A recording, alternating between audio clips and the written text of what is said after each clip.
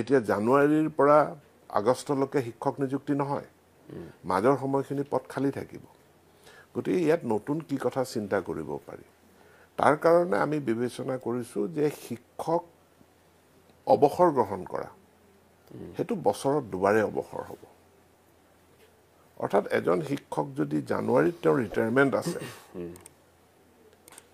আমাৰ শিক্ষক নিযুক্তি হ'ব আগষ্টত, আমি তেখেতক ৰিটায়াৰমেণ্ট নিদিওঁ, আমি তেখেতক এক্সটেনশ্যন দি আগষ্টলৈকে ৰাখি দিম। তেতিয়া নিযুক্তি আৰু অৱসৰ এই দুইটা বস্তু মেটচিং কৰিব।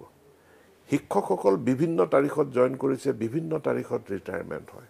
এতিয়া আমি ৰিটায়াৰমেণ্টৰ ডেট এটা ফিক্স কৰিব বিচাৰিছোঁ যে বছৰত দুবাৰেই ৰিটায়াৰমেণ্ট হ'ব, এটা 31 ডিচেম্বৰত হ'ব, এটা 30 জুলাইত হ'ব, গৰম বন্ধৰ আগে আগে।